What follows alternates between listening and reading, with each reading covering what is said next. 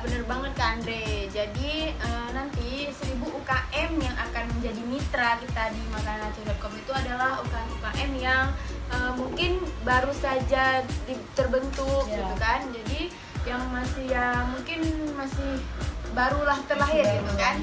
Jadi kalau yang misalkan UKM besar yang sudah punya website sendiri, yang sudah punya channel sendiri, yang mungkin nggak masuk ke kita gitu. Jadi memang itu adalah misi kita. Kita mau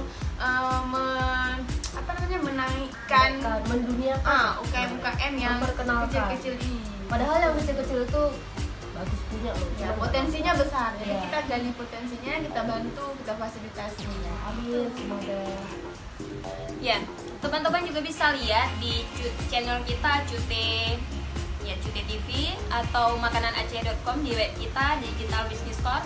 Itu sebenarnya kita sajikan dengan hal yang sangat sederhana. Video-video yang kita punya juga jauh dari kata sempurna. Itu tujuannya apa? Supaya teman-teman bisa menduplikasikan, supaya teman-teman bisa juga berbuat seperti yang kita buat atau lebih baik dari kita. Itu yang kita harapkan. Ya, buat teman-teman yang punya usaha dan belum terduplikasikan, nah kami siap membantu Anda di manajemen core. Silahkan daftar di makananaceh.com. Yuk, teman-teman langsung daftar.